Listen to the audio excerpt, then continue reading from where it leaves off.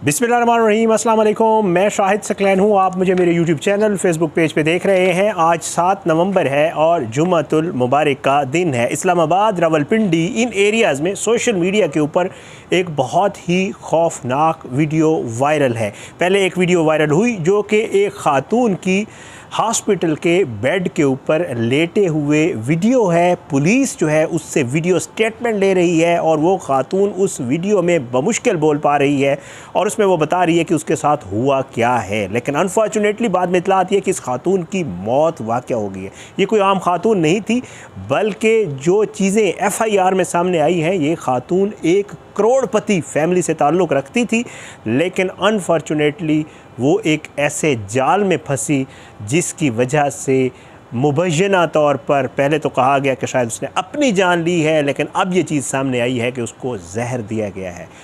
उसने मरने से पहले अपने खामंद को कहा कि तुमने मेरे मरने के बाद मेरा मोबाइल फ़ोन ज़रूर चेक करना है।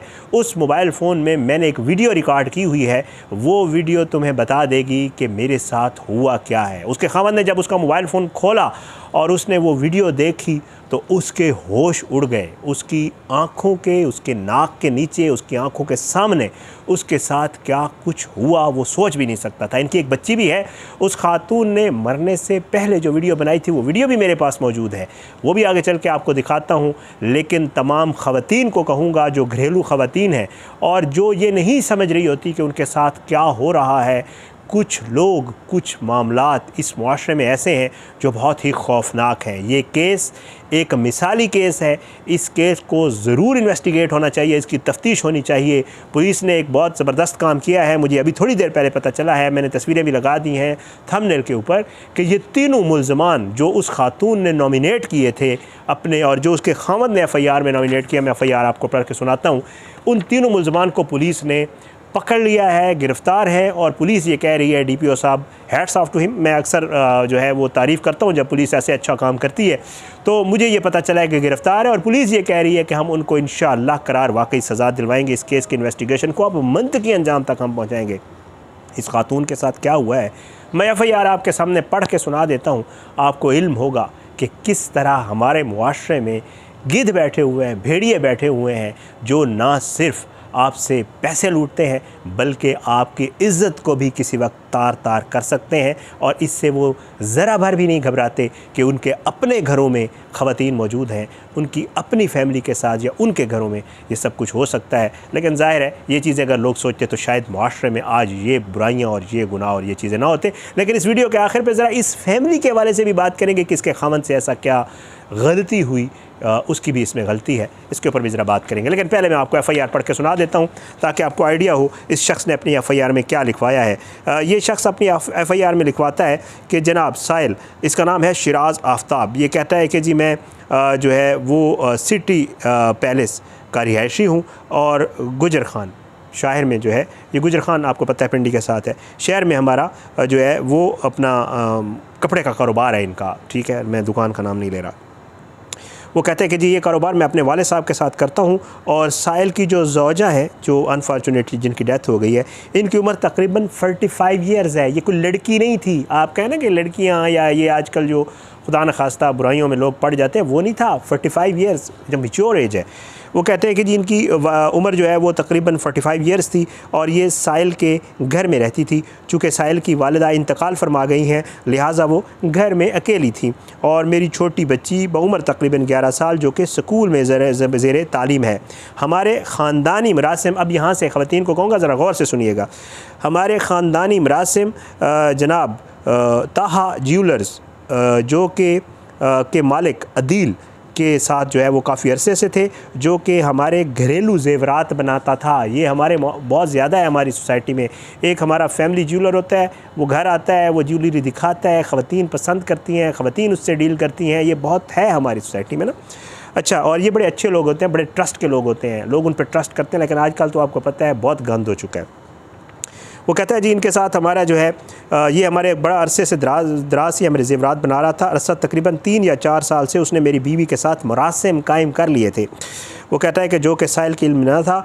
आज मोरखा 5/11/25 यानी 5 नवंबर वाले दिन बवक्त तकरीबन सुबह 9 बजे मेरी ज़ौजा की तबीयत अचानक ख़राब हो गई और उनको उल्टियाँ शुरू हो गई, जिस पर मैंने पूछा तो उसने बताया कि मैं अब ज़िंदा ना रहूँगी क्योंकि मुझे जहर दे दिया गया है। जिस पर साहिल ने रोते हुए से इसरार किया कि वजह क्या है और 1122 पर कॉल करके एम्बुलेंस मंगवाई। मेरे बार बार पूछने पर मेरी वाइफ ने बताया कि मेरे फ़ोन में वीडियो मौजूद है और वो देख कर जो है मुझे जो है और वो देख लेना, और मुझे बतलाना शुरू कर दिया कि जी ताहा ज्वेलर्स वाले अदील ने मुझे बहला फुसला कर मेरी शादी का जो जेवर था और बाकी जो घर में पड़ा था तकरीबन 30 से 40 तोले सोना, अब आप ख़ुद सोचें आजकल कीमत कहाँ है सोने की, और फिर 30-40 तोले सोना वो मुझसे ले लिया। उसके बाद वो अपनी दुकान पर बुलाकर एक मूसा नामी शख्स से भी मिलवाया, जिसने सारा जेवर लेकर मुझे तसल्लियाँ दी और भेज दिया। जो कि मैंने बार बार इस्तफसार किया तो ये लोग मुझे लेकर मोबिलिंग फाइनेंस बैंक ले गए, जहाँ पर जवाद नामी शख्स से इन्होंने मेरी मुलाकात कराई जो कि बैंक का मुलाजिम था। उसके साथ मिलकर मेरे जेवर में से कुछ जेवर मालियत जिसकी 1.5 करोड़ रुपए बनती है उसके एवज़ जो है जमा करवा कर उस पर कर्ज़ा निकलवा लिया, और जो है 10 दिन के बाद मेरे घर आ गए और मुझे कहा कि हमें 4 लाख रुपए दो वरना पुलिस को बुलवाएंगे, और मुझे ब्लैकमेल करना शुरू कर दिया। वो कहती हैं कि जी अगर और कर दिया और कभी आकर धमकियां देते कि तुम्हारे खामद को भी हम मरवा देंगे। वो कहते हैं इस FIR में कि जी और तुम्हें भी जेल में डलवा देंगे, बदनाम करेंगे। मैं डर और खौफ की वजह से इनको घर में पड़े हुए, अब अगली स्टोरी सुनिएगा, प्राइज़ बॉन्ड नकदी देती रही जो कि मेरे खामद मेरे हवाले करते थे। जब इन लोगों को मुकम्मल यकीन हो गया कि मैं इनकी मुट्ठी में आ गई हूँ तो उन लोगों ने मुतअद्दिद बार मेरे साथ ज़िना बिल ज़बर किया। ठीक है, वो कहते हैं कि जी और मुझे ब्लैकमेल करके सूद के नाम पर भत्ते के तौर पर पैसे वसूल करते रहे और मुझसे रकम हथियाते रहे। मेरे और वालिद साहब के दुकान पर जाने के बाद ये लोग मेरे घर आते और मेरी बीवी को घर से बाहर बुलवाते। हम कारोबारी लोग हैं, हमारे घर में क्योंकि कहा जा रहा है कि शायद उस खातून ने गंदम वाली गोलियाँ खाई हैं जो अमूमन देहाती घरों में होती हैं, जो गंदम में कीड़े मकोड़े मारने के लिए इस्तेमाल होती हैं। वो कहते हैं कि जी हम कारोबारी लोग हैं और हमारे घर में गंदम की गोलियों का सवाल ही पैदा नहीं होता। अदील, मूसा और जवाद ने मिलकर मेरी बीवी मुसम्मात फ़लाँ को सूद के बाद अज़ां भत्ता लेकर ब्लैकमेल करके उसको गोलियां ला कर दी ताकि वो ख़ुद पी ले, और मुतअद्दिद बार उसके साथ ज़्यादती भी की। जो मेरी बीवी जो है वो अपनी इज़्ज़त की वजह से और तलाक़ के खौफ की वजह से खामोश रही। इन लोगों ने उसको लूट कर और उसके साथ ज़्यादती करके उसे कत्ल कर दिया है। मेरी बीवी के फ़ोन में तमाम वीडियोज़ मौजूद हैं, बाकी बातें उसने मुझे ख़ुद बताई। ये लोग माशरे का नासूर हैं जिनकी वजह से एक हंसता बसता घर बर्बाद हो गया। दावेदार हूँ कि इनके ख़िलाफ़ सख्त कार्रवाई की जाए और फ़लाँ अपना नाम और बाकी पता वगैरह बता दिया। ये थी FIR जो इस शख्स ने लिखवाई है। अब जो उस खातून की वीडियो है मरने से पहले मैं चाहता हूँ आप वो देख लें, फिर उसके बाद इसके ऊपर थोड़ी सी मज़ीद बात करते हैं। मैं ये वीडियो बनाती पई, मेरा ये वीडियो बनाने का मकसद है सब तो ज़्यादा मैनू लुट्टण वाला ते मेरे बर्बाद करने वाला ज्वेलर्स दा है। वो मैनू 10-10 लाख का जेवर दे के ते 20-20 लाख रुपया मेरे को कीता है। मेरे को सूद गिन के 10-10 3-3 लाख रुपया उस मेरे को सूद कीता। मैं मरना ना चाहती है, मैं इस बंदे की वजह तो मरती भी हूँ। फिर मैं उसको जेवर गिन के मूसा बेचती हूँ। मूसा जड़ा मेरा 50-50 का जेवर होता है 10-10 तक कीता है। मैं करोड़ों रुपए तक कर्जा चढ़ गया। बाजी दुरताले वाली वो मैनू सूद पे पैसे देती, वो मेरे को सूद गिनती है। जवाद बैंक वाला मेरे को 10-10 लाख तो 5-5 लाख रुपये सूद गिनता है। मेरी छोटी सी बच्ची मरना ना चाहती, ना सारे रल के मैनू फसाया है। मेरी मौत का सब तो बड़ा जिम्मेदार ज्वेलर्स था। मैं ज्वेलर्स कभी ना छोड़े। ये वो वीडियो है जो ख़ातून के मोबाइल से मिली और फिर पुलिस को दी गई और हमारे साफ़ी दोस्तों के पास भी आई और मेरे पास भी आ गई। इसमें ख़ातून वाज़े बता रही है कि रीज़न क्या है, उसके साथ क्या कुछ हुआ है। ये बहुत बड़ा सबूत है क्योंकि एक बंदा कोई भी इस तरह के जो क्रिमिनल केसेस होते हैं उनमें अगर मरने वाला ख़ुद बयान दे दे एक शख्स के ख़िलाफ़ कि इसके वजह से ये सब कुछ हुआ है या इसने ये सब कुछ किया है, तो एक बहुत स्ट्रॉन्ग केस होता है। बहरहाल देखते हैं, ये तीनों मुल्ज़मान गिरफ़्तार हो गए हैं। जो बात मैंने शुरू में की थी कि हमारे मुआशरे में ये चीज़ें ज़रूर हैं, लेकिन इसके जो मर्द हैं उसका भी इसमें उसको ख्याल रखना चाहिए था। उसके घर पे नज़र नहीं थी, उसकी खातून क्या कर रही है, करोड़ों का जेवर, और फिर उसने ये सब कुछ कैसे किया।